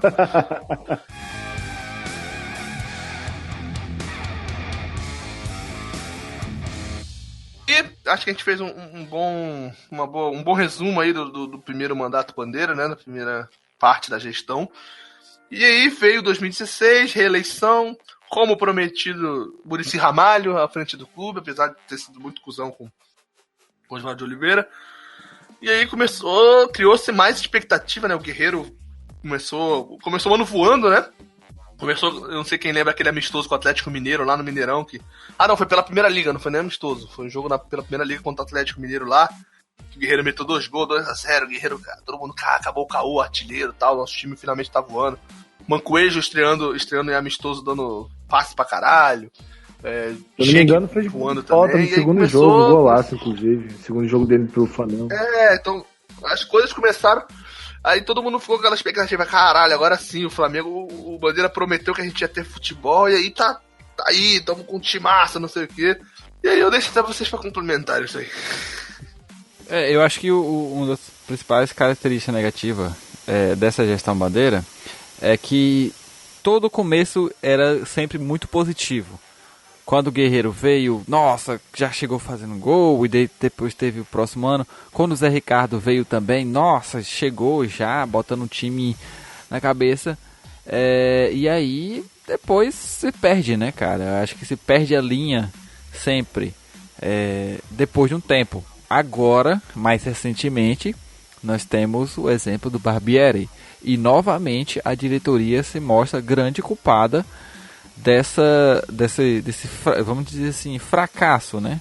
Ou seja, de você não conseguir manter um padrão, de você não conseguir manter uma continuidade no futebol. E aí, porque quando tudo tá bem, quando o Zé Ricardo tava indo bem, tudo tava maravilha. Depois que o Zé Ricardo, o futebol começou a decair, você percebe que a mão da diretoria estava ali atrapalhando, a mão da diretoria, a questão do Bandeira acumular cargo, né? E aí ele querer tomar a decisão de comandar o futebol, tomando decisões equivocadas e tudo mais.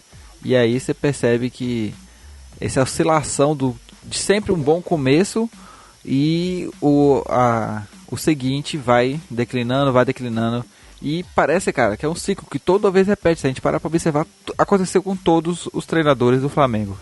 Não, é mais incrível, Gonzaga. A gente ainda tá em 2016, a gente vai debater um pouco. Mas só adiantando um pouco essa parte do Barbieri, a gente já vinha...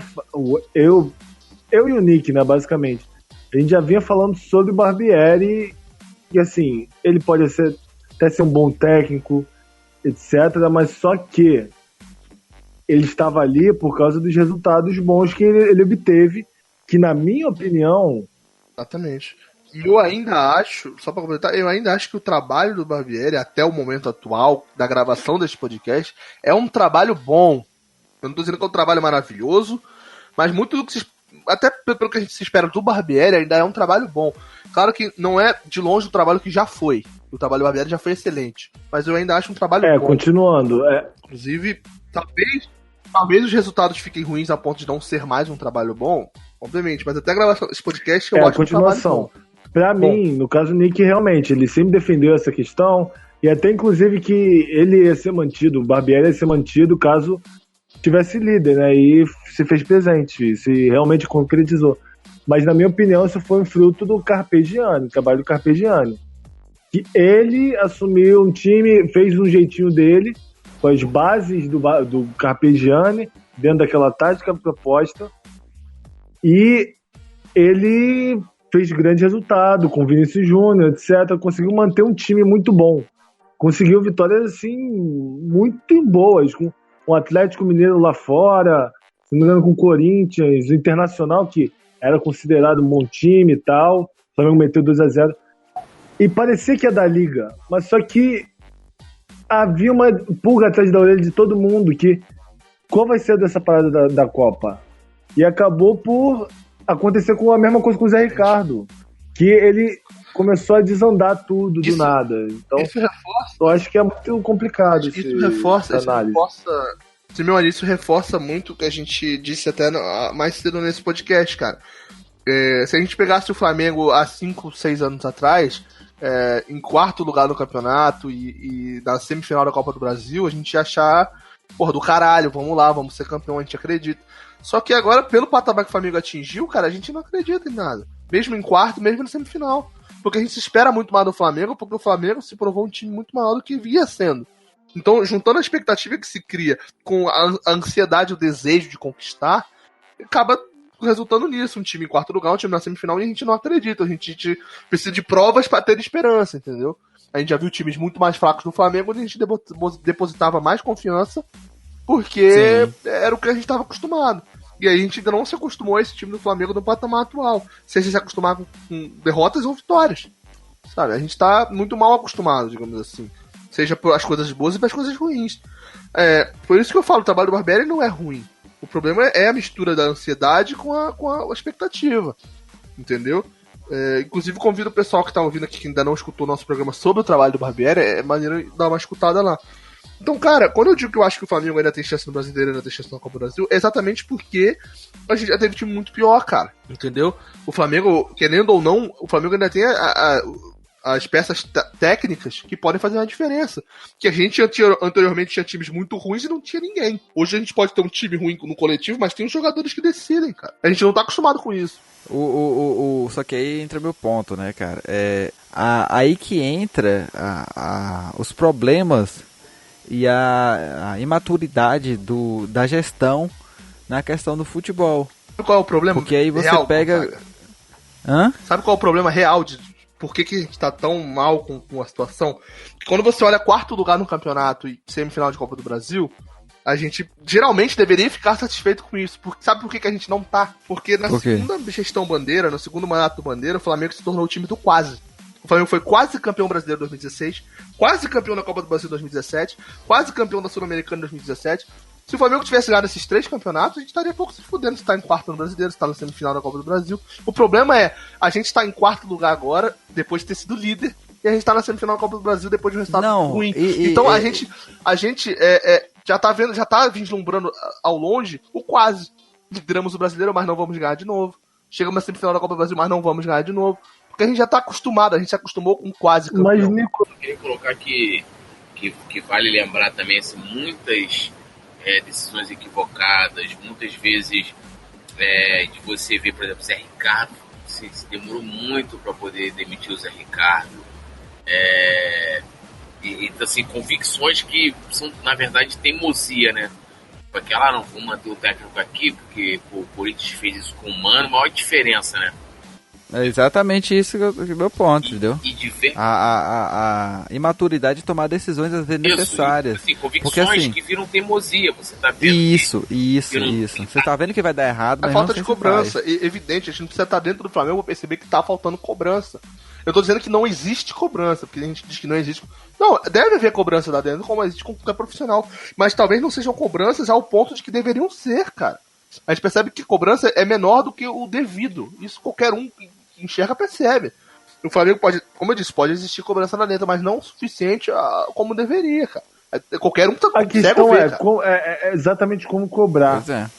Você tem que cobrar concretamente. Você tem que observar, você tem que pegar alguém que fiscalize o técnico, que é o pessoal, é o departamento de futebol, o líder, ou qualquer auxiliado, líder, qualquer um. Você cobrar objetivamente, você conversar com o seu técnico. E parece que isso não ocorre. As mudanças são completas, tanto no Zé Ricardo quanto no Barbieri. Parece que está se repetindo. Não é que estou chamando o Zé Ricardo. Olha aí, já até confundi. O Barbieri de Zé Ricardo 2. Porque são as mesmas coisas acontecendo. E no Zé Ricardo foi até pior, porque se protegeu o jogador. A diretoria protegeu o jogador. Então, assim, é algo que... Deixa eu corrigir. Não é uma má fase, entendeu? É isso, não é algum jogador que se machuca, que, exatamente isso. O time não rende mais aquela coisa. São escolhas técnicas. São escolhas que podem ser evitadas. São coisas que... Poxa, decisões, né, cara? Decisões então erradas. É exatamente isso que complica, que deixa a gente muito frustrado. É a mesma coisa do jogo do Cruzeiro na Libertadores. O jogo decisivo desse pra você meter 100 mil no estádio, bota R$40 e ia vender tudo, ia ter lucro do mesmo jeito. E ia fazer uma festa, fazer uma diferença absurda. Mas se decidiu por um preço fora do normal de novo, voltar aos velhos tempos, e sendo que estava dando certo os preços populares, entre aspas, que são preços altos ainda, mas ainda que são reais, né? Mas pro que estava sendo aplicado são era reais. bem populares. Então, sim, você vê aí, uma razoabilidade, né, do que era antes. E lotava, sabe? Deixa eu só fazer aí você, poxa, do time passivo. Assim, enfim. Túlio, deixa eu só corrigir o que eu tava falando. Não é nem que se cobra pouco. Eu acho que, como eu disse, tem cobrança lá dentro, mas não o suficiente. Na verdade, eu acho que não é não cobrar, é cobrar. Eu acho que o Flamengo cobram errado, cara. É cobrado de forma errada lá dentro. Cara. Se passa muita mão na cabeça, se contenta com muito pouco. Eu acho assim, muito subjetivo a questão da cobrança. Porque assim, não tem como saber como é no vestiário.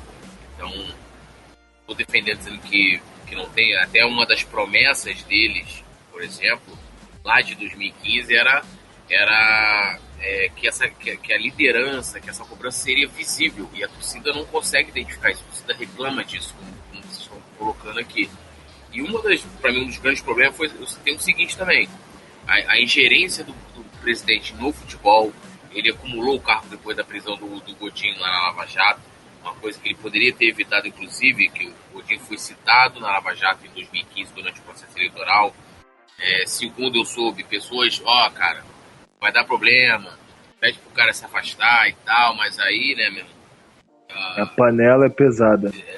A panela, a questão do Godinho se envolveu na eleição e, claro, naquele momento ele era uma pessoa muito forte, né, e esse era o objetivo do momento, e aí chegou em 2016, o cara foi preso, bandeira acumulou, ele tomou conta do futebol, né, colocou pessoas ali, ele, o Fred Luz, que o cara nem acompanhava futebol, o cara era CEO do clube, e até hoje, mesmo como consultor, tem grande gerência no futebol, o Bandeira dentro do vestiário, isso tudo foi uma gestão que sempre pregou o profissionalismo e não sei o que nós somos diferentes, se fez igual a todas, entendeu? Igual o Eurico Miranda, não estou falando que ele seja igual o Eurico a pessoa, mas as tomadas de decisões, algumas coisas como presidente, né, está ali à frente, falou diversas besteiras em entrevistas, desgaste necessário com torcedores por causa do futebol,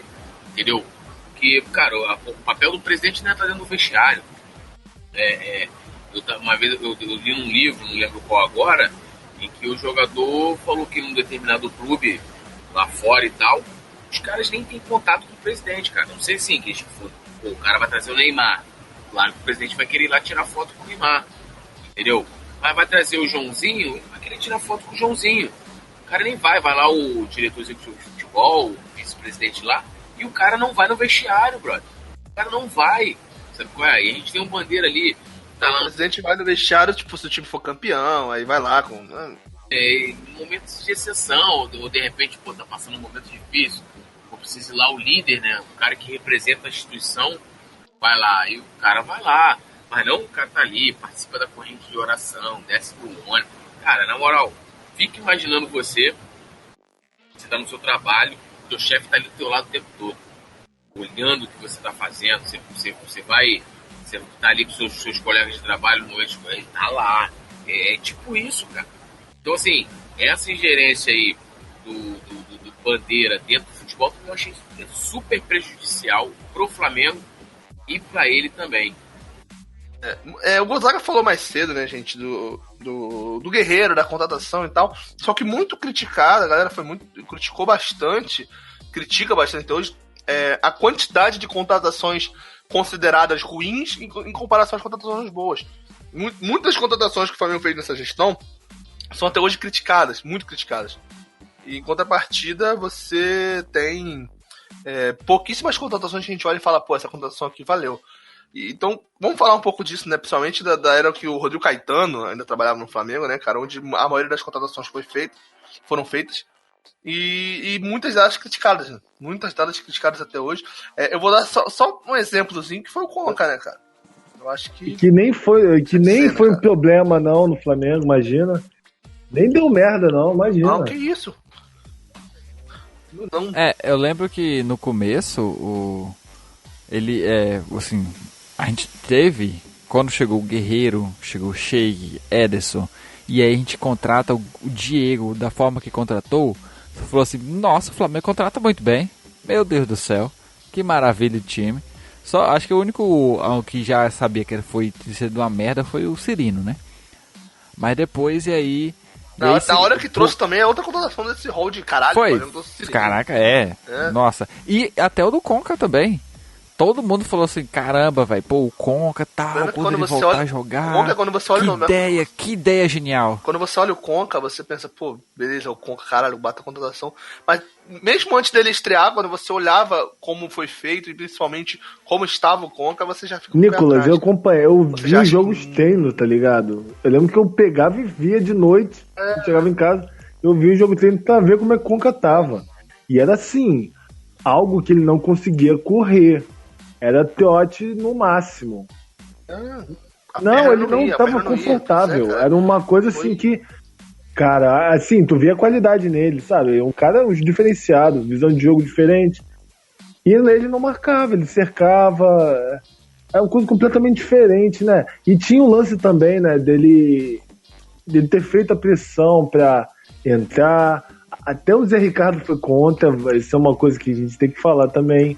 Mas do nada ele foi escalado, enfim. Departamento médico vetou, cara. E houve também, eu acho que o Túlio pode até falar melhor sobre esse rolo.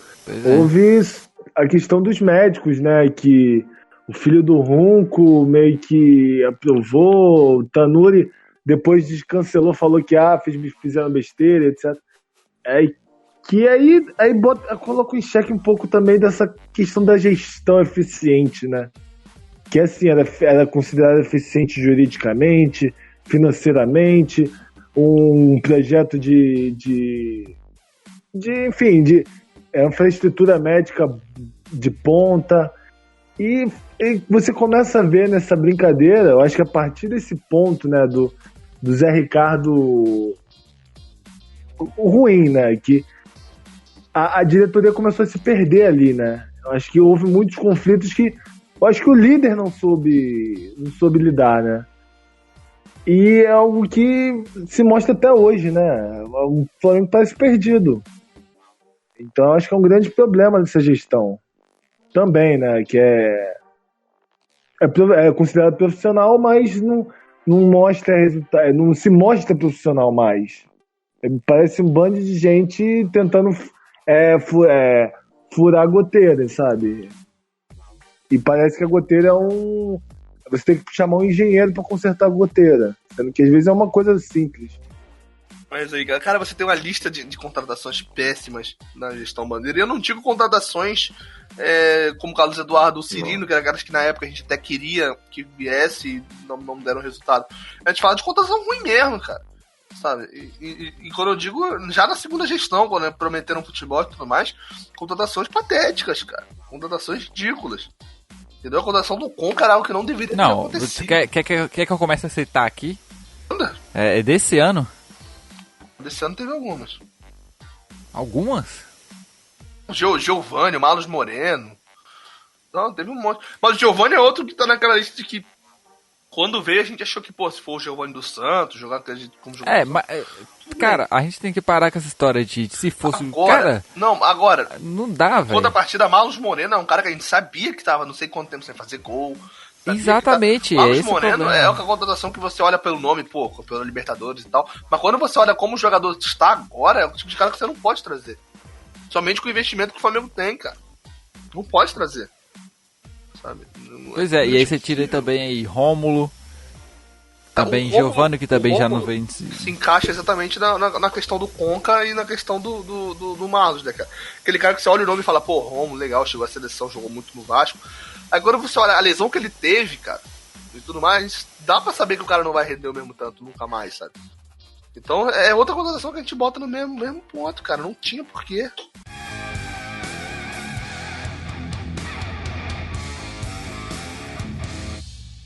Então a gente chega num momento importante agora que, a gente já citou antes, só que é um ponto muito importante nessa gestão, pois se trata do tempo de cada treinador. E o cara que mais ficou, como a gente já foi dito também, foi o Zé Ricardo. E o Zé Ricardo, ele foi do céu ao inferno na gestão Bandeira de Melo, porque ele viveu o melhor momento da gestão Bandeira de Melo. Até então, tinha sido o melhor momento, eu acho que foi o ápice nessa gestão, né? De tirar o time da lama e levar o time para as cabeças do campeonato e virar o ano com uma super expectativa de um ano que a gente acreditava que ia ganhar tudo. Então, e aí, logo depois você tem o declínio, que é você, técnico praticamente que foi expulso do time porque ninguém aguentava mais, né? Então, Zé Ricardo, que hoje, além também como o Cristóvão, né? Hoje é tido aí como o marco na história do Flamengo. O Cristóvão é um marco na história do Flamengo, tá bom. Beleza. Eu dei a ideia de a gente falar um pouco do Zé Ricardo, porque eu acho que quando a gente pensa em era a Bandeira de Melo, treinador do Flamengo, eu acho que a imagem que vem é o Zé Ricardo. Eu acho que o Zé Ricardo pelos bons motivos e pelos maus motivos, ele é o treinador que representa mais a era Bandeira de Melo. Eu acho Por isso que eu falei que ele era o treinador dessa gestão, né, cara? Os melhores momentos, talvez o melhor momento, se você for pincelar um momento, só tenha sido a briga pelo título em 2016. E essa briga pelo título representa não só os bons momentos do Flamengo, mas os ruins também.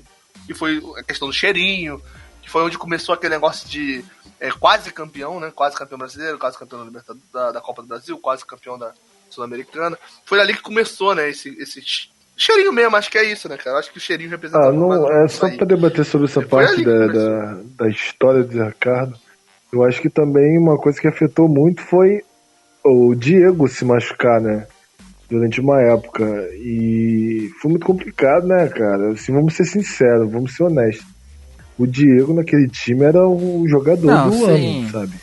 A partir do momento que ele se machuca, no momento que era, acabou o sonho praticamente, porque não tinha reserva. Aquela lesão no Atlético Paranaense. Eu acho que Alan Patrick. Aquela lesão no Atlético Paranaense tirou o Diego. O Alan Patrick não, já tinha ido embora. Aquela lesão com o Atlético Paranaense em 2017 tirou o Diego. Até hoje, porque o Diego não é mais aquele mesmo. O Diego, até aquela lesão, tava no pique do novo Zico, cara. Era metendo gol todo jogo, era dando assistência todo jogo. Ele tava absurdo até aquela lesão, cara. E acho que até agora o Everton ficou sobrecarregado na época, tava jogando bem. O Gabriel então, assim, ficou muito complicado, né? Um time limitado, sem criação. Então, realmente, não é. Eu acho que o cheirinho. E aquela coisa também. Tem a zoação, mas acho que naquela época não foi tanto chacota, tá ligado? Acho que foi mais, né, aquele banho de água fria, 2016, mas foi por razões, né, incontroláveis. E o Flamengo não tinha elenco naquela época. Mas a gente pode lembrar também que todo ano o Flamengo, a gente começa com sempre uma expectativa muito aquém, muito além do que é o final do ano. Porque desde quando chegar de Guerreiro, toda vez... Você já começa o ano sem acreditar em nada. Quem quiser escutar o podcast, que a gente fez primeiro do ano, vai ver que o Gonzaga é essa pessoa. Não, só que eu não, cara. 2016, meu irmão, 2015, depois que o Guerreiro veio, meu irmão, eu acreditava em tudo. Falei, não, vai vir. Você vê a que nível eu cheguei. Eu falei assim, cara, a gente bem que podia não ganhar algum título, né? Porque se a gente ganhar tudo, vai perder a graça. Ó, você vê que nível eu cheguei. Só que a questão que eu tô falando é porque a gente sempre começava o ano com expectativa muito grande. Você que a culpa é toda sua. Não, a culpa não é minha, é que eu quero falar. É exatamente isso que eu quero falar. Que não queria ganhar todos os títulos, tá aí. A gente não ganhou todos os títulos. Não, eu falei pra ele podia deixar de ganhar algum. Tipo, não ganhava o Carioca. Não ganhava. A gente não ganhou o Carioca, a gente ganha a Libertadores. A gente ganha a Libertadores esse ano, não precisa ganhar o Brasileiro. Ganha a Copa do Brasil, pra quê? Entendeu? Toda sua. Então, só que aí, tipo assim, a gente sempre chegava no começo do ano, nossa, que puta elenco, meu Deus, melhor elenco do Brasil. No final do ano a gente falava assim, como é que a gente esperava ganhar o campeonato com esse elenco? Então era muito 880, saca? Todo ano é sempre assim. Você ainda é 880, Gonçalo, você ainda é 880. E assim, o maior investimento na história do futebol do Flamengo foi feito pela gestão Bandeira. Nunca se teve tanto dinheiro para poder contratar, e aí a gente vai vendo o Flamengo está na quarta colocação, está na colocação do Campeonato Brasileiro e está na semifinal da Copa do Brasil, mas foi eliminado na Libertadores perdendo o jogo em casa, né? A gente reclama de diversas posições da equipe que são extremamente carentes e mostra que o dinheiro não foi bem investido, e é isso eu falo sempre, eu critico isso sempre, falo sempre questão de gestão do futebol, de que eu não vi muita diferença, por exemplo, na gestão do Bandeira para anterior na questão do futebol. É um feudo fechado, não se fez nada de moderno, que você fala, pô, isso aí pode elogiar, como uma coisa inovadora, ou nada, tipo assim, o que sobrou em algumas áreas, no futebol faltou. E assim, dinheiro mal investido, é até uma questão que, assim, a gente está falando aqui do resultado do futebol na gestão do Bandeira, uma coisa que as pessoas têm que cobrar. As pessoas me perguntam assim, você vai votar em quem? Quem que eu devo votar? Cara, vota no melhor projeto. Eu tenho assim, a seguinte pergunta, até quando eu vou fazer minhas entrevistas, é o seguinte, como, né? Ou seja, como você vai fazer, quando vai fazer e por que vai fazer. É o básico, assim, de cara, uma proposta, né? Como você vai fazer, quando você vai fazer, por que você vai estar fazendo isso, por que você vai fazer isso. Então, que é assim, eu aprendi isso na Gávea, né? Papel aceita tudo, amigo.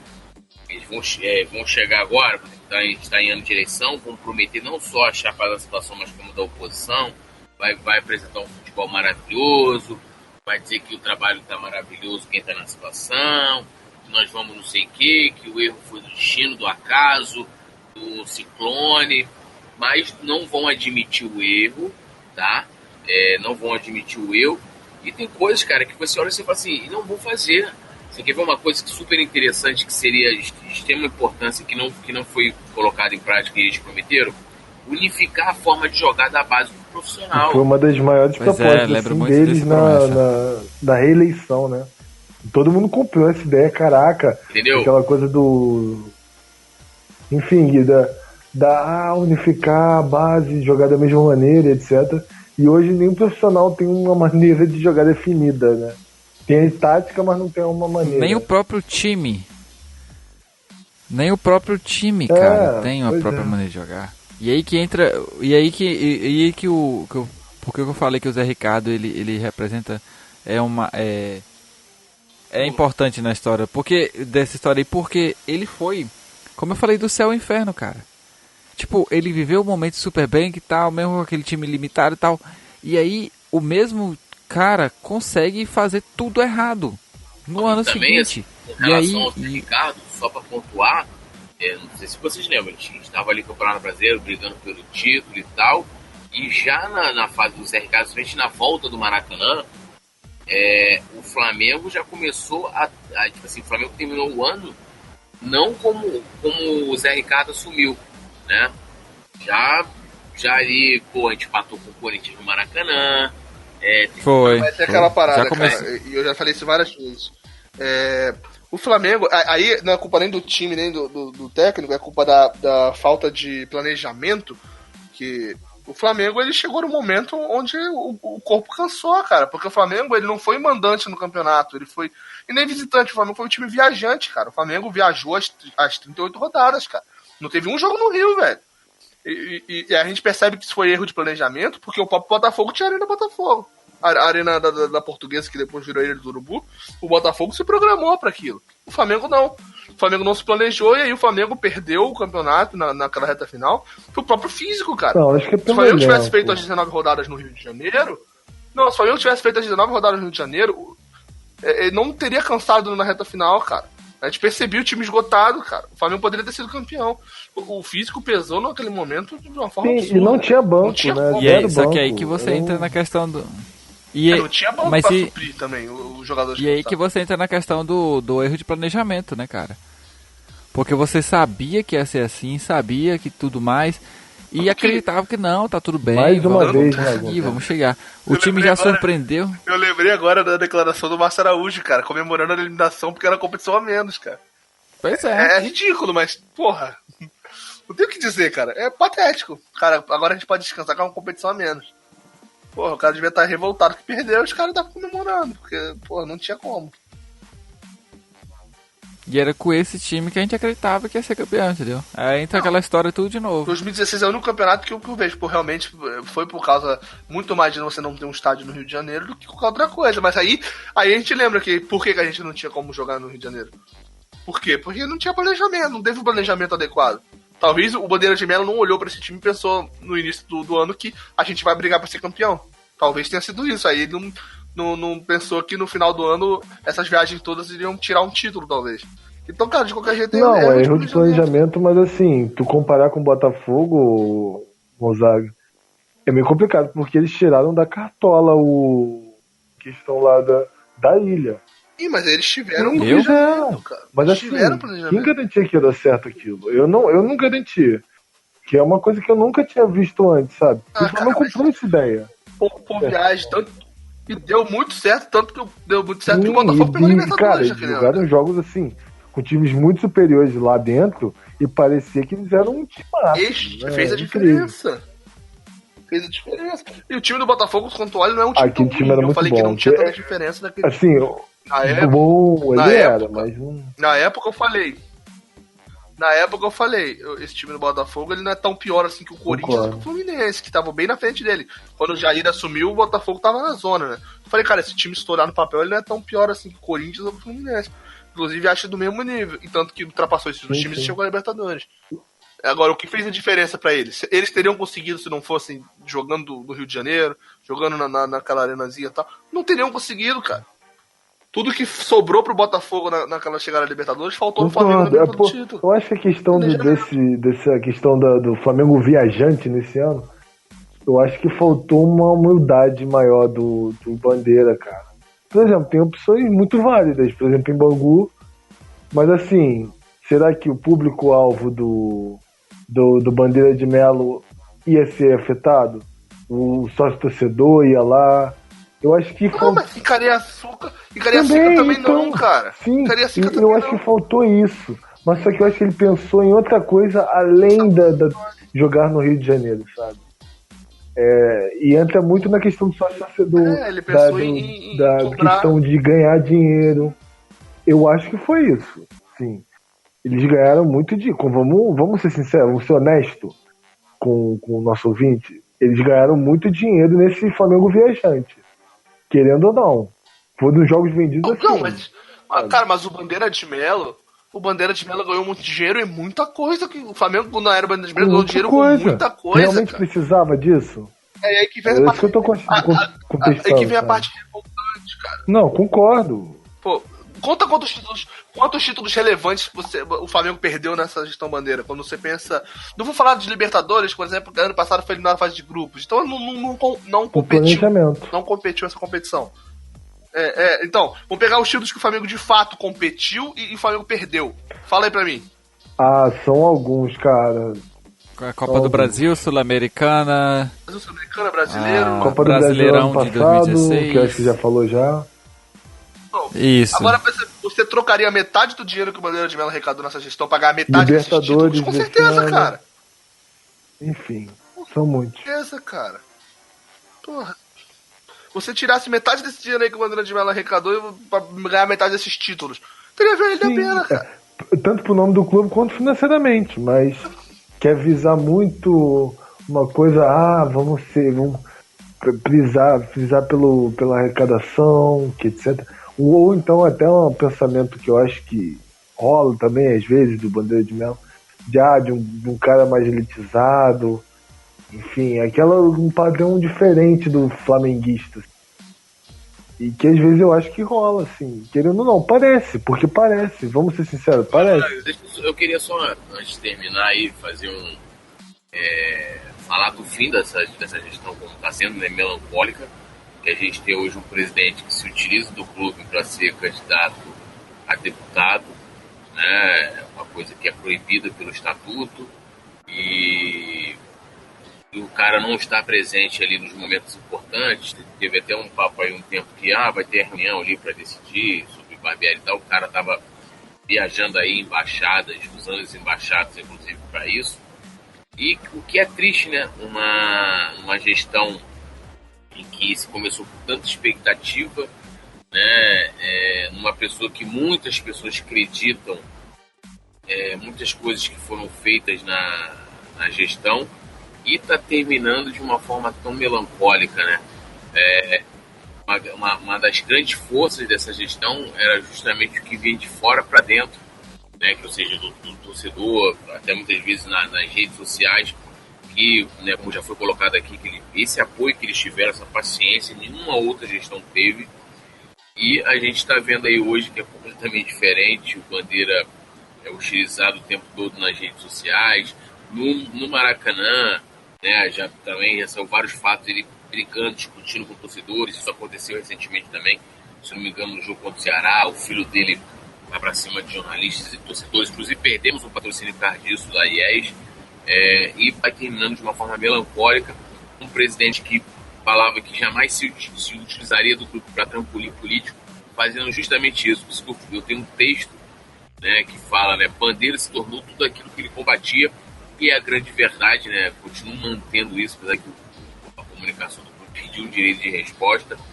E lamentável, né, ver o representante do meu clube, o cara que é a figura da instituição que eu amo, que, né, vivo por ela, essa paixão praticamente quase que 24 horas por dia, tá fazendo tudo isso, né, rasgando, cuspindo no estatuto do clube. E eu espero, né, porque isso pode abrir precedente para outras pessoas fazerem a mesma coisa, que ele seja punido exemplarmente pelo clube, para que isso não volte a ocorrer. Gonzaga, você sabe como é que eu vou terminar esse podcast, né? Já sei. Como é que é? O que é, Gonzaga, que eu vou terminar esse podcast? Fala pro pessoal aí. Bandeira no Vasco. Não. Bandeira da Câmara! Não, mano. Ah, tá. Não. Senão o Brasil vai começar a crescer do nada de novo. Pelo amor de Deus. Mas não precisa, que o Brasil não precisa jogar bola. Quem faz isso assim. Não precisa assim, que eu não quero perder 2022. Esse é o projeto. Ah, tá, verdade.